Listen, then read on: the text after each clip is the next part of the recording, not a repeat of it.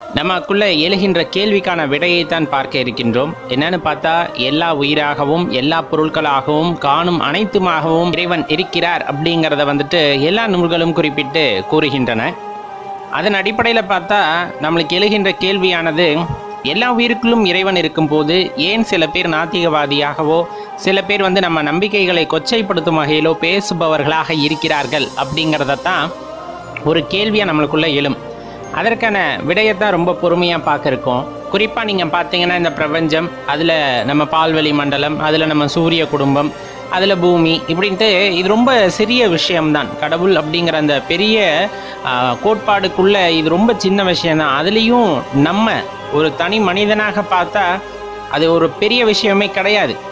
அப்படி இருக்கையில் ஒவ்வொருத்தரும் ஒவ்வொரு பிறப்பு எடுக்கிறாங்க. எல்லாமாகவும் இறைவன் இருக்கின்றார், சர்வ வியாபி அப்படின்னு சொல்கிறாங்க. அப்படிங்கும்போது கண்டிப்பாக எல்லாத்துக்கு பின்னாடி ஒரு அர்த்தம் இருக்கும், காரண காரியம் இருக்கும்.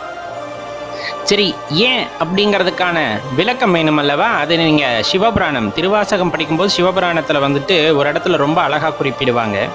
சிவன் அவன் என் சிந்தையுள் நின்றதனால் அவன் அருளாலே அவன்தாள் வணங்கி சிந்தை மகிழ சிவபுராணம் தன்னை முந்தை வினை முழுவதும் மோய உரைப்பன் யான் அப்படின்னு சொல்லிட்டு பாடப்பட்டிருக்கும். அதில் முதல் 2 வரிகளை கவனிங்க. சிவன் அவன் என் சிந்தையுள் நின்றதனால் அவனருளாலே அவன்தாள் வணங்கி அப்படின்னு சொல்லிட்டு அந்த 2 வரிகளே இதற்கான விடையை நமக்கு கொடுத்து விடுகின்றது. பெரும்பாலும் மனிதர்கள்னு இல்லை, எல்லா உயிரினங்களும் வித்தியாசமான குணம் கொண்டவை. எல்லா உயிர்களுக்குள்ளும் எல்லா உயிராகவும் இறைவன் இருக்கிறார். எல்லா உயிர்களுக்குள்ளும் இருக்கின்ற இறைவன் வெளிப்பட்டு விடுவதில்லை. அவரவர் செய்த புண்ணிய பலன்களுக்கு ஏற்ப, அவரவர் செய்யும் முயற்சிகளுக்கு ஏற்ப, எப்படி தனக்குள் இருக்கின்ற இறைவனை உணர்ந்து கொள்ள வேண்டும்னு யார் ஒருத்தர் முயற்சி செய்கிறாங்களோ, எவ்வளவு முயற்சி செய்தாலும் அவர்களுக்கு இறைவனின் அருள் வேண்டும். அப்படி இறைவன் அருள் இருந்தால்தான் இறைவனைவே வணங்க முடியும் அப்படிங்கிறது தான் அதில் குறிப்பிட்டு சொல்லக்கூடிய விஷயமா இருக்கு.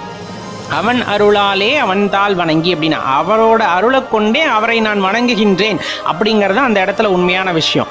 அப்போ சிவ வழிபாடு அப்படிங்கிறது சாதாரணமாக எல்லாத்துக்கும் வந்துவிடக்கூடியது அல்ல. நமக்குள் உறைந்திருக்கின்ற சிவனோட அருள் இருந்தால்தான் நாம் சிவனை வழிபட முடியும் அப்படிங்கிறது தான் இந்த இடத்துல உண்மை.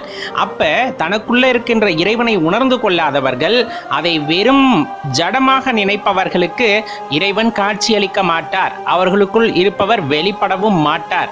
அந்த காலகட்டங்களில் தான் அவங்க மற்றவங்களோட நம்பிக்கையை கொச்சைப்படுத்தும் விதமாகவோ தான் கொண்ட கொள்கையை மெய்யென பொய்யாக எண்ணிக்கொண்டு சூழ்நிலைக்கு அவர்கள் தள்ளப்படுகிறார்கள்.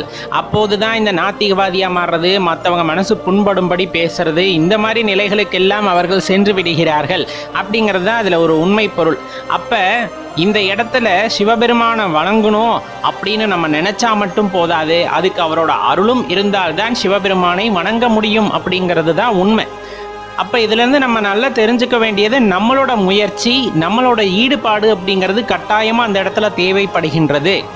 நம்ம எந்த முயற்சியுமே செய்யாமல் எல்லாமே எனக்கு சேரணும் அப்படின்னு நினைக்கிறது ரொம்பவே தவறான விஷயம். அப்போ இறைவனின் அருளை பெற முயற்சி செய்தோம் என்றால் ஆன்மீகத்தில் நாம் ஒரு உத்தமமான நிலையை எய்த முடியும் அப்படிங்கிறது தான் உண்மை நண்பர்களே.